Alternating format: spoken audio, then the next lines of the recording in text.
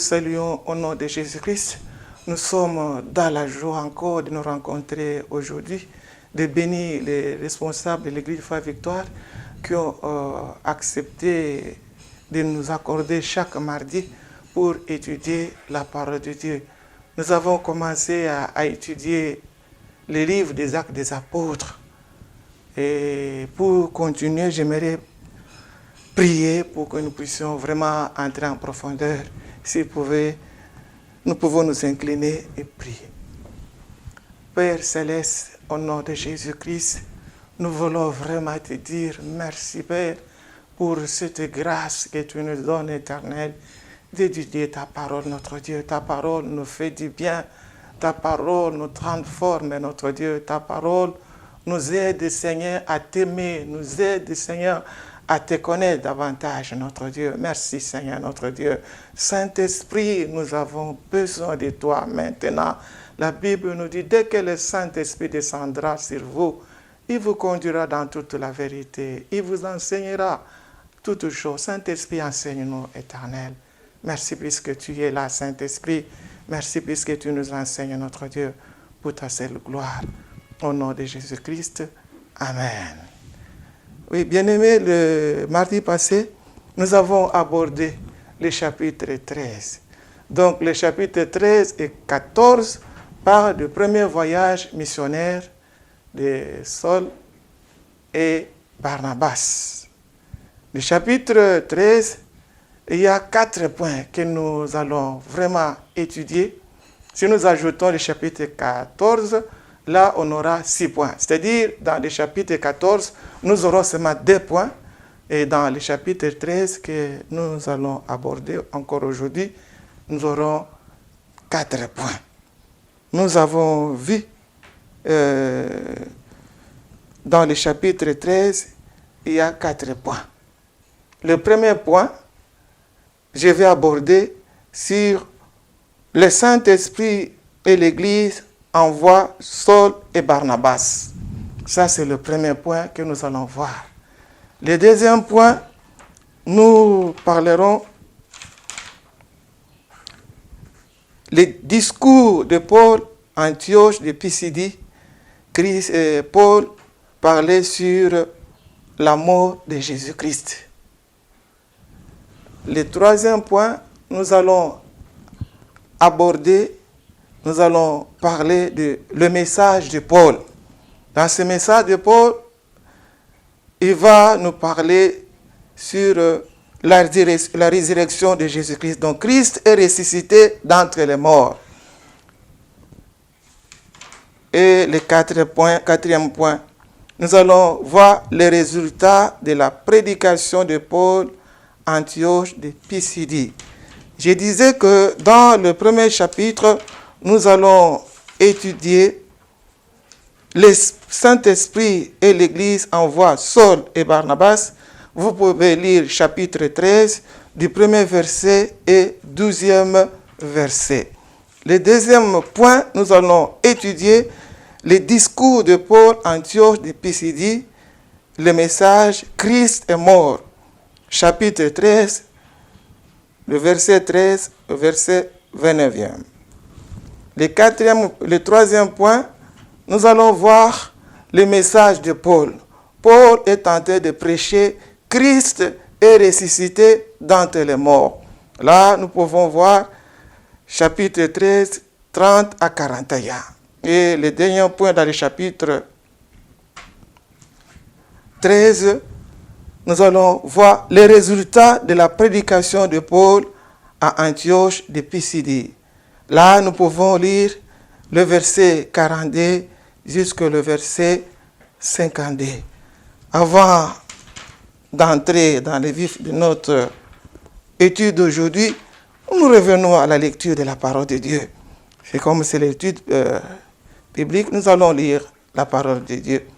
Vous pouvez me suivre dans vos Bibles. Or, il y avait à Antioche, dans l'église qui s'y trouvait, des prophètes et des docteurs, Barnabas et Siméon, appelés Niger, et Lucius le Cyréen, et Manaï, qui avaient été élevés avec Hérode les traques et Saul. Comme ils célébraient le culte du Seigneur et qui gênaient, l'Esprit Saint dit, « Mettez-moi à part Barnabas et Saul pour l'œuvre à laquelle je les ai appelés. » Alors, ayant gêné et prié, leur ayant imposé les mains, ils les laissèrent partir. Et donc, envoyés par l'Esprit Saint, descendirent à Cilicie, et de là, ils firent voile pour Chypre. Et lorsqu'ils furent arrivés à Salmanie, ils annoncèrent la parole de Dieu dans les synagogues des Juifs.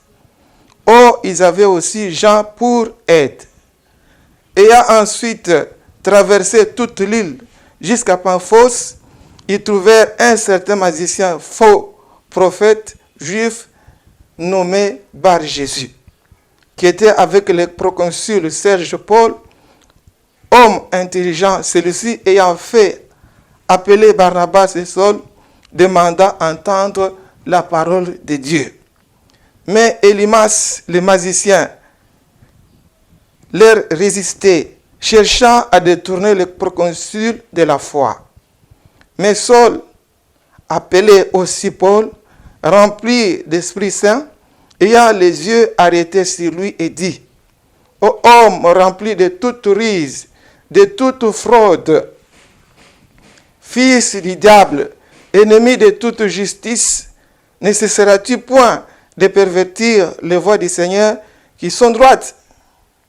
Et maintenant, voici la main du Seigneur est sur toi, et tu seras aveugle, ne voyant point le soleil jusqu'à un certain temps. » Et à l'instant, l'obscurité et les ténèbres tombèrent sur lui. Et allant ça et là, il cherchait des gens qui les conduisaient par la main. Alors le proconsul, voyant ce qui est arrivé, crut étant frappé de la doctrine du Seigneur. Or, Paul et ceux qui étaient avec lui ayant fait voile de Paphos vers à Pergie, à Pamphylie, mais Jean s'étant séparé d'eux, s'en retourna à Jérusalem. Pour eux, traversant le pays depuis Perge, ils vinrent à Antioche de Pisidie. Ayant entré dans la synagogue les jours de sabbat, ils s'assirent. Et après la lecture de la loi et des prophètes, les chefs de la synagogue leur envoyèrent dire, « Ô mon frère, si vous avez quelque chose d'exhortation adressée au peuple, parlez. » Et Paul s'étant levé, ayant fait signe de la main, et dit, « Hommes israélites, et vous qui craignez Dieu, écoutez. Le Dieu de ces peuples d'Israël choisit nos pères. Il éleva bien haut ces peuples pendant son séjour dans le pays d'Égypte. Il les en fit sortir à bras élevés. Pendant environ 40 ans, il les supporta dans le désert. Et ayant détruit cette nation au pays de Canaan, il en donna le pays comme propriété. Et après cela, pendant 450 ans environ, il leur donna des juges jusqu'au prophète Samuel. Et ensuite, ils demandèrent un roi. Et Dieu leur donna Saoul, fils de Kis, de la tribu de Benjamin, durant 40 ans. Dieu les a déposés, leur suscita David pour roi, à qui aussi il rendit témoignage en disant, « J'ai trouvé David, fils de Jesse, un homme selon mon cœur qui fera toutes mes volontés. » C'est de sa postérité que Dieu, selon sa promesse, avait sorti un sauveur pour Israël, Jésus. Jean ayant prêché d'avance, avant sa venue, un baptême de repentance à tout le peuple d'Israël. Et lorsque Jean accomplissait sa course, il disait, qui pensez-vous que je sois? Je ne le suis pas, moi. Mais voici, il vient après moi, celui dont je ne suis pas digne de délier les souliers des pieds. Ô mon frère, fils de la race d'Abraham, et vous qui craignez Dieu, c'est à nous que la parole de ce salut est envoyée. Car les habitants de Jérusalem et leurs magistrats ayant méconnu Jésus, ont aussi, en les jugeant, accompli les paroles des promesses qui se lisaient chaque jour du sabbat. Et bien qu'ils ne trouvassent aucun motif de mort, ils demandèrent à Pilate de les faire mourir.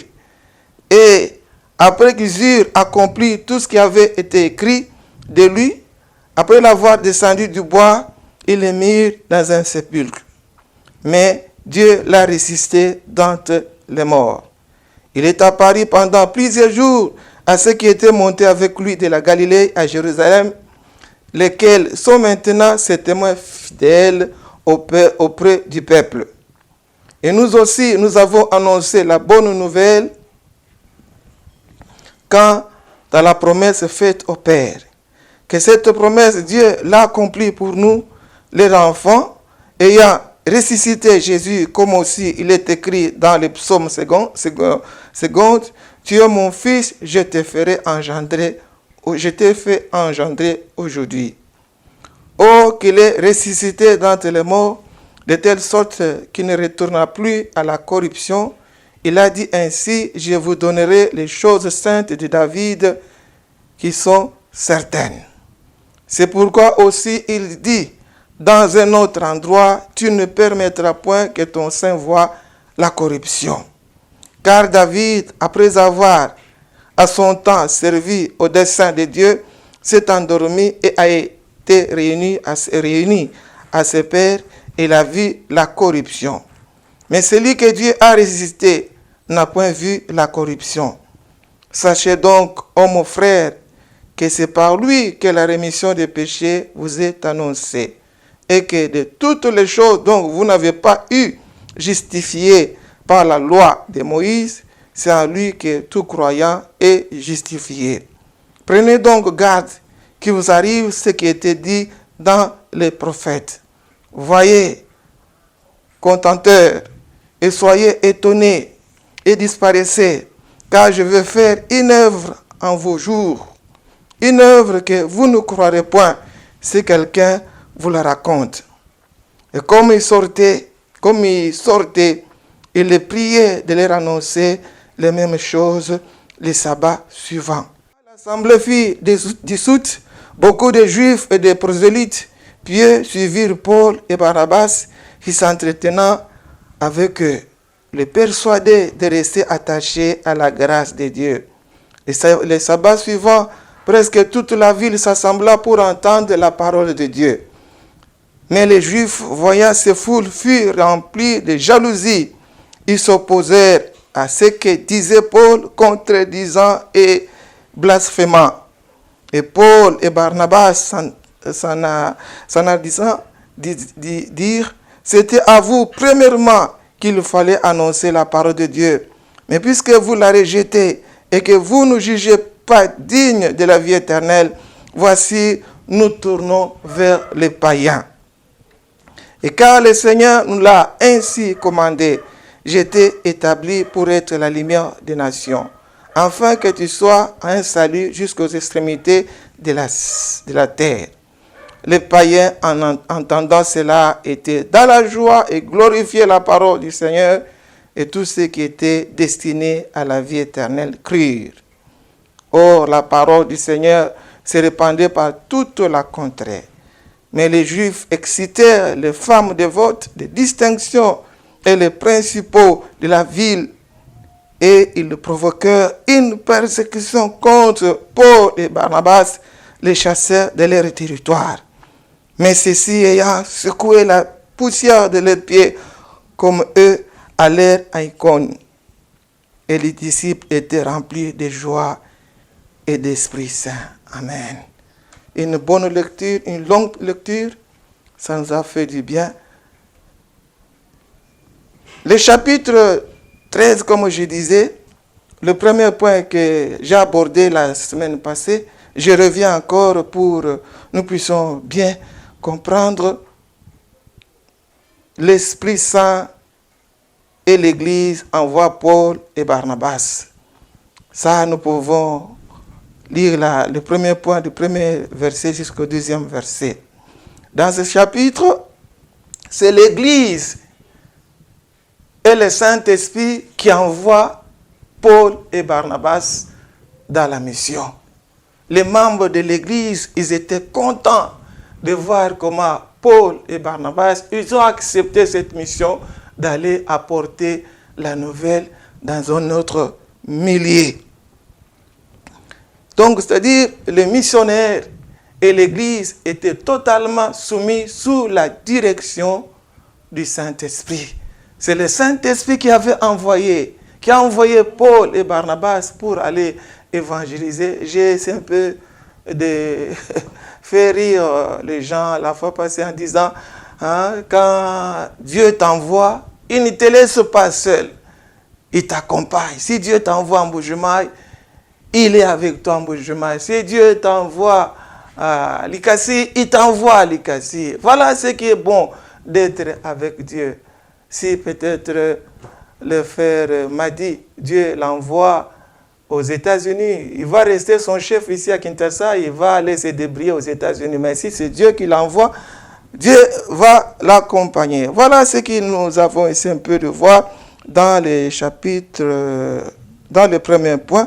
À part ce que le Saint-Esprit fait faire avec vous dans la mission, il y a un autre point, les disciples ne sont pas partis seuls. Les missionnaires ne sont pas partis seuls.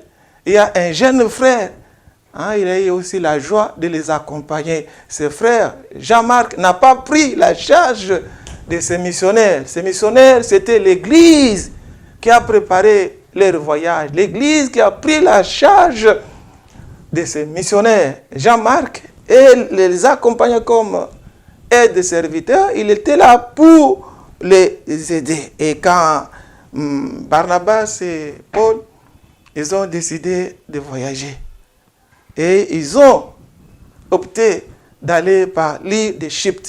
J'ai épinglé des raisons qui ont poussé Barnabas et Saul, ou bien Paul, d'aller en Asie mineure en passant par l'île de Chypre. La première raison que j'ai épinglée, c'était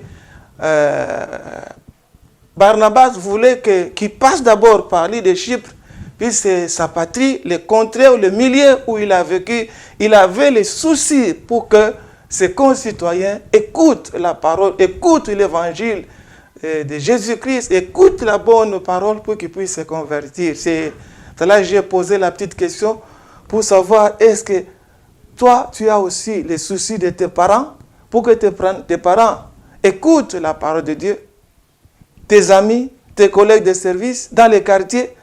Voilà, Barnabas avait proposé à Paul qu'ils aillent quand même, qu'il va passer par l'île de Chypre pour que ses concitoyens écoutent la parole de Dieu. Non seulement ses concitoyens, la deuxième raison que nous avons vue, parmi les gens qui ont contribué à la création, bien à la fondation de l'Église en chose, vivaient dans les milieux où Barnabas avait proposé à Paul de passer. Voilà les deux raisons qui ont poussé que ces deux missionnaires de passer par l'île de Chypre avant d'arriver en Asie mineure. Et quand ils sont arrivés ils ont travaillé dans l'île de Chypre, arrivé dans la ville de Salmine et arrivé dans la ville de Paphos. Dans la ville de Salmine, ils sont entrés dans les synagogues. Il y avait beaucoup de synagogues. Ils sont entrés et ils ont trouvé vraiment des hommes qui étaient disposés pour écouter la parole de Dieu. Paul et Barnabas, ils ont prêché, les gens ont cru. De là, ils ont préféré continuer jusqu'à arriver en Paphos. Arrivés dans cette ville, ils ont rencontré un magicien qui s'appelait Élymas. Cet homme qui est né en dehors de Jérusalem, un homme qui épatait les gens par la magie. Et il y avait aussi un homme aussi intelligent qu'on appelait le gouverneur, le proconsul, c'est-à-dire le gouverneur Serge Paul, qui dirigeait cette ville. Il avait entendu parler des missionnaires qui sont venus dans le pays. Il a manifesté le désir de l'écouter. Il était totalement déçu des religions païennes, même des sciences occultes, bien que le magicien et le masque étaient toujours à côté de lui pour tirer un peu de profit. Il gagnait beaucoup de choses venant de ses gouverneurs. Il est parti avec de la magie, tout ça. Mais les gouverneurs étaient fatigués de la religion païenne, fatigués des sciences occultes. Ils n'avaient pas la paix. Là, j'aimerais encore toucher un autre point que beaucoup de gens disent que ceux qui prient, ce sont des gens qui sont pauvres, des gens qui souffrent, qui cherchent beaucoup que Dieu les aide. Mais cet homme, le gouverneur, il avait tout. Ce n'est pas n'importe quel gouverneur. Car la Bible parle, c'était un homme intelligent, c'était un homme qui était considéré dans leur société. S'il y avait des gens, on pouvait compter 30 ou 50 personnes considérées dans la société, dans leur société. Cet homme de Paul, Serge Paul, était aussi considéré un homme intelligent, un homme qui a étudié. Bien qu'il a étudié, en ayant beaucoup de diplômes, il a trouvé qu'il n'avait pas la paix, qu'il n'avait pas la joie, et il avait besoin d'écouter la parole de Dieu. Il a manifesté ses désirs d'écouter la parole de Dieu. Mais bien aimé, en ayant tes diplômes, en ayant tes voitures, en ayant beaucoup d'argent en compte, beaucoup de biens, est-ce que tu as le désir d'écouter la parole de Dieu? Ce ne sont pas les biens matériels qui peuvent apporter la paix. La paix vient de la parole de Dieu. La paix vient de Jésus-Christ. Et il a manifesté ses désirs d'écouter la parole de Dieu. Il a invité Barnabas et Paul. Et quand Paul a prêché, et il est touché, il s'est converti, il a accepté la parole de Dieu. Et quand il prêchait, cet homme magicien cherchait à le distraire. Quand Paul prêchait, lui faisait des manœuvres pour que son ami, le gouverneur, ne puisse pas accepter la parole de Dieu. Bien que, comme c'est le Saint-Esprit qui utilisait puissamment Paul, Saul, il a accepté la parole de Dieu. En acceptant sa parole, Dieu ne l'a pas abandonné. Et le magicien Élymas était coincé quand Paul l'a regardé pour dire que la puissance de Dieu soit sur toi. Bien-aimé, la puissance de Dieu peut être sur toi pour tes bénédictions, pour te bénir ou bien te maudire. Et la puissance de Dieu est tombée sur cet homme, le magicien Élymas, le barre Jésus. Et cet homme est resté aveugle pour un temps. Et quand le gouverneur a vu, il a entendu la parole de Dieu. Et il a vu ce que Dieu a fait sur cet homme, le magicien. Le gouverneur a cru. Le gouverneur a accepté la parole de Dieu. Voilà les deux hommes qui ont accepté la parole de Dieu. L'autre a accepté la parole de Dieu. L'autre, Dieu l'a rendu aveugle puisqu'il voulait empêcher le gouverneur d'écouter la parole de Dieu. Et nous avons touché aussi à un autre point. Depuis qu'on a commencé les études bibliques des Actes des Apôtres, l'auteur de ces livres appelait toujours l'apôtre Paul Saul, Saul, Saul. Mais arrivé au verset 9, il a appelé Saul aussi Paul. Maintenant, il y a eu des discussions parmi les hommes qui suivaient Paul, les hommes qui écoutaient Paul. Ils voulaient se demander, quand est-ce que cet homme a commencé à être appelé Paul. Quand est-ce que cet homme a eu ce nom de Paul? Nous nous connaissons depuis longtemps, nous l'appelions Saul, Saul, Saul. Mais d'où vient encore le nom de Paul? Il y a 4 interprètes, 4 classes, ou bien 4 groupes de gens qui ont discuté. Le premier groupe disait que Paul, si nous l'appelons Paul aujourd'hui, ce sont ces gens qui l'accompagnaient, les gens qui marchaient nuit et jour avec Paul. Ils voyaient tout ce que Paul faisait, ils l'ont surnommé Paul. Ça, c'est le premier groupe.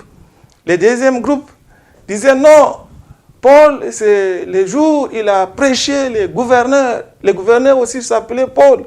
Quand il a prêché la parole, le gouverneur s'est converti. Le gouverneur était dans la joie, il a surnommé Saul Paul.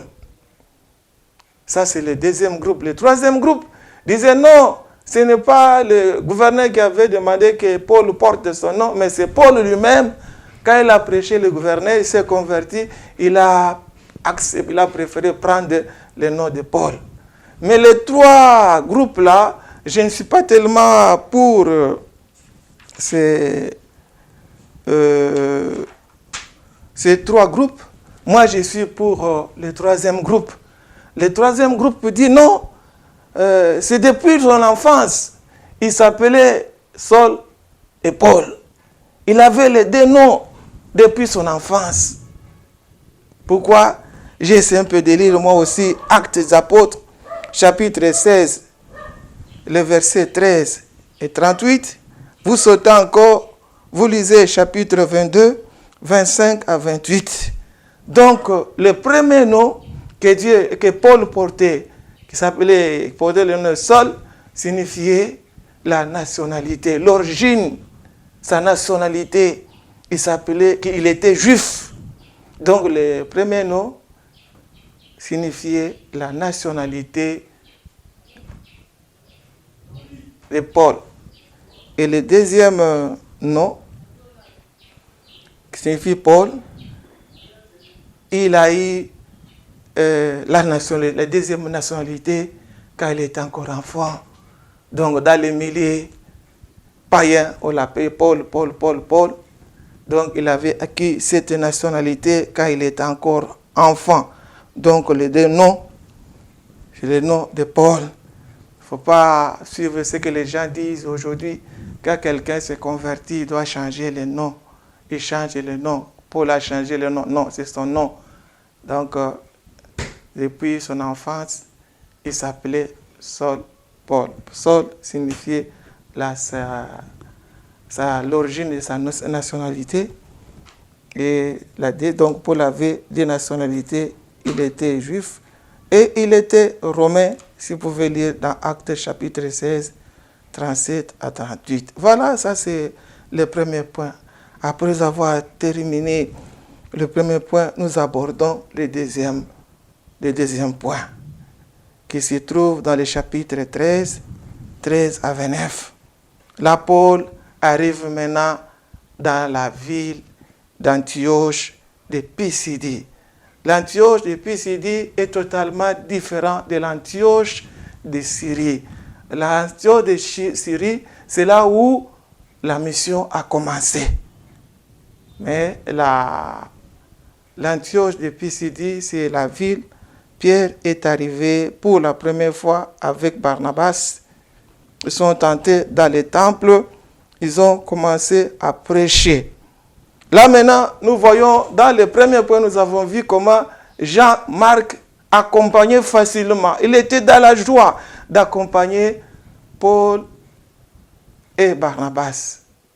Il se pourrait peut-être, dans le parcours, quand ils quittaient Paphos pour arriver à Antioche de Pisidie, ils ont rencontré des difficultés. La Bible nous dit que Jean-Marc a abandonné Barnabas et Paul. Il est rentré à Jérusalem. Mais la Bible ne nous dit pas clairement la cause qui a poussé que Jean-Marc puisse rentrer à Jérusalem.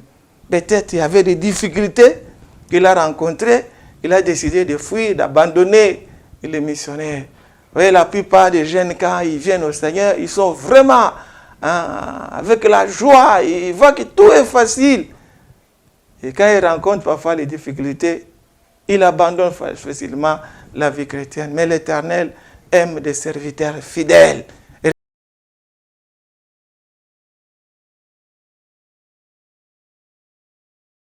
À Dieu, Dieu est capable d'opérer les grandes choses. Et quand Paul et Barnabas sont arrivés à Antioche de Pisidie, ils sont entrés dans les temples. Ils sont entrés dans les synagogues. C'est dans les synagogues on lisait une partie des prophètes et une partie des lois de Moïse. Ces jours-là, quand ils sont arrivés, ils ont écouté la lecture sur Deutéronome, chapitre 1er, et Isaïe, chapitre 1er. Maintenant, après avoir lu, les chefs de synagogue demandaient à Pierre, à Paul ou à Barnabas, si vous avez, mes bien-aimés, une exhortation à communiquer au peuple, vous pouvez le faire. Sans hésiter, Paul a eu le courage pour se mettre debout. Il a commencé à prêcher. Il a commencé d'abord par monter ou bien dire l'élection du peuple d'Israël. Comment Dieu a choisi Israël. Il a prêché comme Étienne, le jour où Étienne était en discussion avec les Juifs. Le judaïsme, il a commencé par montrer l'élection du peuple d'Israël. Paul aussi, il a commencé par montrer l'élection du peuple d'Israël. Comment Dieu a choisi Israël, pourquoi Dieu a choisi Israël. Et lorsqu'Israël est allé en Égypte, là où ils sont restés plus de 40 ans, 400 ans, dans la souffrance, dans la misère, avec toutes les difficultés, et crié à Dieu, et Dieu a écouté. Dieu les a délivrés, Dieu les a libérés. Ils ont traversé la mer Rouge. Dieu a divisé la mer Rouge en deux parties, et le peuple d'Israël a eu le temps de traverser sans problème. Arrivés dans le désert, ils sont restés pendant 40 ans. Dieu les a nourris. Pendant 40 ans dans le désert, il n'y avait pas de supermarché comme aujourd'hui. Il n'y avait pas de boulangerie. Mais Dieu les a nourris pendant 40 ans. La Bible nous dit que leurs pieds n'étaient pas gonflés. Même leurs habits n'étaient pas usés. Voilà comment Dieu est bon. Quand Dieu les a aidés à quitter le désert, Dieu a détruit cette nation et il a donné à Israël la terre promise. Après avoir détruit cette nation, Dieu marchait nuit et jour avec eux. Dieu a détruit cette nation, Dieu les a donné la terre promise. Voilà comment Paul prêchait la parole et les gens étaient attentifs pour écouter les discours de Paul. Non seulement il leur a donné la terre promise, il a suscité des juges pendant 450 ans. Et les juges qui jugeaient, qui conduisaient le peuple d'Israël jusqu'au prophète Samuel. Et de là, quand le peuple est arrivé dans la terre promise, ils ont préféré avoir un roi. Ils aimeraient avoir un roi qui puisse le diriger, qui puisse marcher devant eux. Dieu n'a pas hésité. Dieu a suscité Saoul, fils de Kis. Il a suscité comme roi. Et il a dirigé le peuple d'Israël pendant 40 ans. Il a désobéi. Dieu l'a abandonné. Dieu a suscité David. En suscitant David, dans David, Dieu avait promis qu'à partir de ta postérité, je ferai sortir un sauveur pour le peuple d'Israël, qui est Jésus-Christ. Vous voyez comment Paul prêchait la parole. Il a attaché sa parole, sa prédication sur le Deutéronome chapitre 1er et Isaïe chapitre 1er. Il a accroché, il a commencé à prêcher la parole dans les synagogues et les gens l'écoutaient. Que Jésus est le sauveur du monde. Jésus, c'était la promesse que Dieu avait donnée à David, que dans ta partie de la postérité, je ferai sortir un sauveur qui est Jésus, sauveur d'Israël, pour un sauveur qui est Jésus-Christ. Et Jean-Baptiste, avant que Jésus vienne, Jean-Baptiste préparait la venue de Jésus-Christ. Jean-Baptiste disait au peuple, je ne suis pas digne de délier les courroies de ces sandales. Moi, je vous ai baptisé le baptême de la repentance. Je vous ai prêché sur le baptême de repentance. Mais après moi, il y a un autre qui viendra vous baptiser du Saint-Esprit et de feu. Voilà, je m'arrête un peu pour aujourd'hui sur le deuxième point. Je crois la semaine prochaine, Dieu nous fera grâce. Nous allons encore entrer en profondeur pour toucher le troisième point et le quatrième point. Pour aujourd'hui, j'ai épinglé seulement 2 points. Le premier point, ou bien le résumé de ma prédication des études bibliques d'aujourd'hui, le premier point, j'ai parlé sur le Saint-Esprit et l'Église envoie Paul et Barnabas. Le deuxième point, nous venons de voir ensemble le premier discours de Paul à Antioche de Pisidie. Après avoir quitté Paphos, ils sont arrivés à Antioche de Pisidie, là où Paul parlait sur la mort de Jésus-Christ. Voilà, bien-aimés, je préfère m'arrêter aujourd'hui par ce deuxième point. Prochainement, Dieu nous fera grâce. Nous allons nous rencontrer pour toucher encore le troisième point et le quatrième point. Peut-être entrer aussi dans le chapitre 4, toucher encore le deuxième point. Voilà pour aujourd'hui, je m'arrête par ce point. Si nous pouvons prier pour dire merci à Dieu de ce que Dieu nous a conduits, élevons nos voix et prions.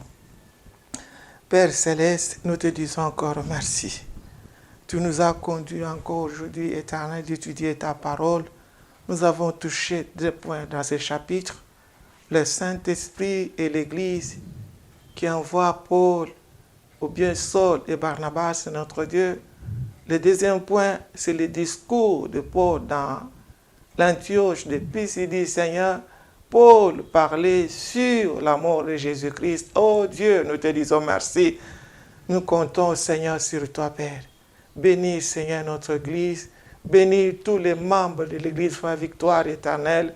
Que le sang de Jésus nous protège, couvre tous les membres de notre Église, Seigneur, face à cette fameuse maladie, Seigneur, de coronavirus, c'est notre Dieu qui trouble le monde entier, Seigneur. Oh Dieu, protège tous les membres de notre Église, Seigneur. Fortifie notre Dieu pendant des moments difficiles, notre Dieu. Oh Père, relève ceux qui sont découragés, Papa. Relève ceux qui sont abattus, Seigneur. Bénis-nous, Seigneur, notre Dieu. Nous te bénissons, Seigneur, de ce que tu nous as écouté. Au nom de Jésus-Christ.